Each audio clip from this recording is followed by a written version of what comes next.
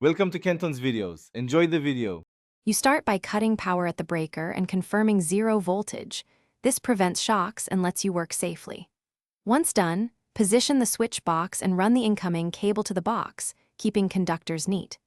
Strip insulation to the specified length, about 1/2 inch, and fold back ground wires so they don't touch other terminals. Make sure to label the hot feed and load wire now, because correct identification avoids cross connections later.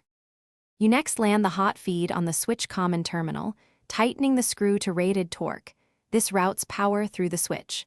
Then attach the switched hot to the outlet hot terminal when the plug is meant to be controlled, making sure polarity is preserved.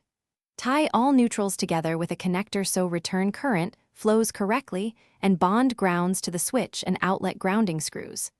Once connections are snug, gently fold wiring back into the box to avoid pinch. You restore power and test the switch and plug function with a receptacle tester and by toggling the switch. This confirms correct wiring and grounding. Once verified, turn power off again, mount the devices flush to the box, and install the cover plate while avoiding wire pinches. Make sure screws are torqued to spec to prevent loosening. If something doesn't work, go back, turn power off, and recheck hot versus neutral, terminal tightness, and ground continuity with your meter. Those fix most issues.